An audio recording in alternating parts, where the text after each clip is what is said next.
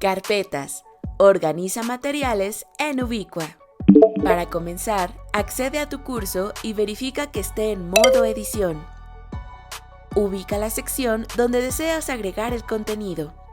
Da clic en el icono de más y selecciona Actividad o recurso.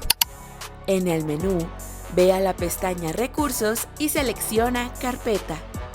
Asigna un nombre a la carpeta. Después, escribe una descripción breve. Puedes indicar qué tipo de materiales contiene o cómo debe utilizarse. Ahora agrega los archivos. Puedes arrastrar varios documentos al mismo tiempo o selecciónalos desde tu equipo. ¿Cuándo usar la carpeta? A diferencia del recurso archivo, que se utiliza para compartir un solo documento, la carpeta permite agrupar varios materiales en un mismo espacio.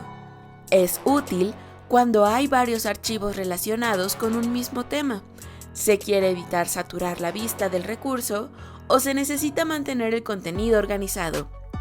Por ejemplo, puedes usar una carpeta para reunir lecturas de una unidad, presentaciones de clase y material complementario.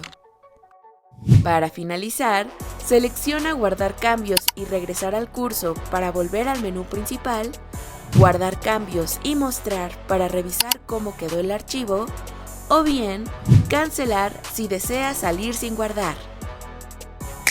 El uso de carpetas facilita la organización del contenido y mejora la navegación.